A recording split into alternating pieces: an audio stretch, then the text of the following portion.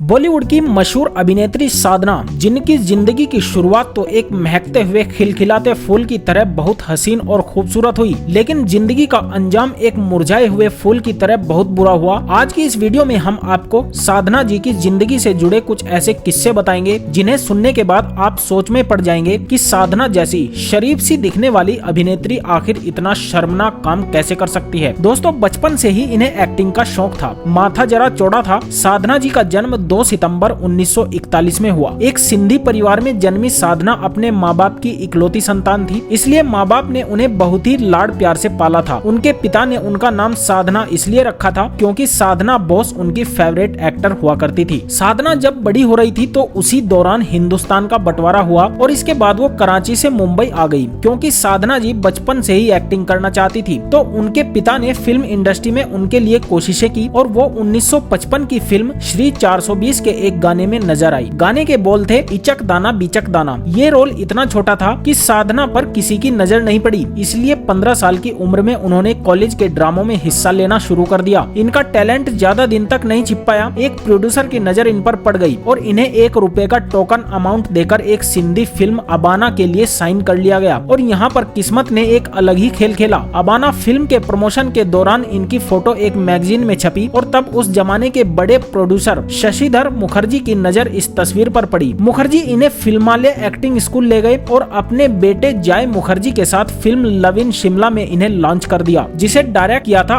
R.K. Nayyar ने। ये film superhit साबित हुई और फिर साधना ने कभी पलटकर नहीं देखा। चाहे बिमल राय के साथ आई फिल्म परख हो, देवानंद के साथ आई फिल्म हम दोनों हो या फिर राजेंद्र कुमार के साथ आई फिल्म मेरे महबूब हो, हर फिल्म में साधना ने अपनी एक्टिंग से कमाल कर दिया। ये किस्सा भी मशहूर रहा कि जब फिल्म मेरे महबूब इन्हें ऑफर की गई थी, तब साधना जी ने इस फिल्म में काम करने से इनकार कर दिया था और इन्होंने उस जमाने के मशहूर डायरेक्टर ऋषिकेश मुखर्जी से कहा कि समझ नहीं आता कि फिल्म मेरे महबूब क्यों साइन करूं। ऋषिकेश मुखर्जी ने उनसे पूछा कि फिल्म का हीरो कौन है। उन्होंने कहा राजेंद्र कुमार। और तब ऋषि दा ने कहा कि साधना तुम इस फिल्म को जरूर साइन करो, क्योंकि राजेंद्र कुमार हमेशा अच्छी स्क्रिप्ट चुनते हैं और ये फिल्म भी बड़ी कामयाब होगी। ठीक वैसा ही हुआ। साधना ने मल्टी स्टार फिल्म वक्त में भी काम किया था। इसी बीच उन्हें थायराइड हो गया और वो इलाज करवाने अमेरिका चली गई। सबको लगा कि अब साधना कभी लौटकर नहीं आएंगी। उन्होंने फिल्म इंडस्ट्री को अलविदा कह दिया है, लेकिन वो वापस आई और वापस आकर उन्होंने इंतकाम लिया, यानी फिल्म इंतकाम में काम किया। ये फिल्म सुपरहिट साबित हुई।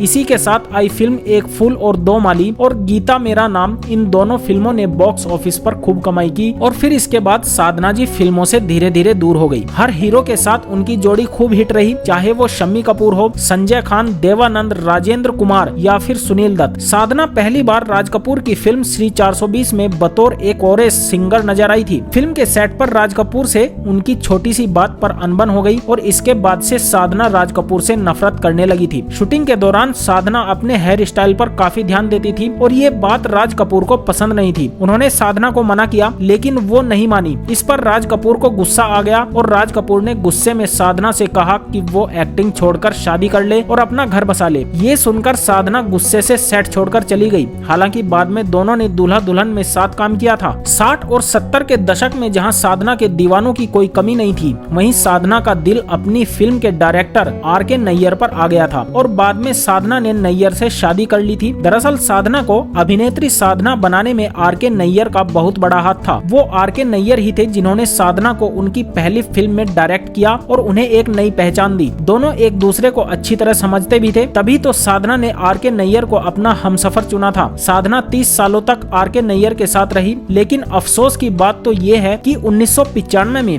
R.K. नैयर ये दुनिया छोड़कर चले गए और साधना बिल्कुल अकेली रह गई। अकेली इसलिए क्योंकि उनकी कोई संतान नहीं थी। पति R.K. नैयर की मौत के बाद 20 सालों तक साधना बिल्कुल अकेली रही। वो कहती थी, जिस लड़की के साथ उसका पिता ना हो, भाई ना हो और पति ना हो, तो दुनिया उसे बहुत ही खूंखार नजरों से देखती है, बहुत सताती है, बहुत रुलाती है और बहुत तड़पाती है। लोग बिल्कुल सही कहते हैं कि मुसीबत जब आती है चारों तरफ से आती है। आखिरी दिनों में साधना बहुत ज्यादा बीमार हो गई थी और बहुत परेशान रहने लगी थी। परेशानी की वजह ये थी कि जिस घर में वो रहती थी उस घर पर मुकदमा चल रहा था। रोज रोज पुलिस के और अदालत के चक्कर लगाने पड़ते थे और वो भी बीमारी की हालत में। यकीनन साधना जी जी का अभिनय, उनकी मुस्कुराहट, उनके जज्बाती सीन, इनका डांस, सब कुछ शानदार रहा। भारतीय सिनेमा के इतिहास में साधना जी जैसी ना कोई थी और ना ही होगी। 25 दिसंबर साल 2015 में साधना ये दुनिया छोड़कर चली गई और फिल्मी गुलशन का एक महकता हुआ और खिलखिलाता फूल मुरझा गया, लेकिन वो आज भी अपने चाहने वालों के दिलों में जिंदा है और हमेशा रहेंगी।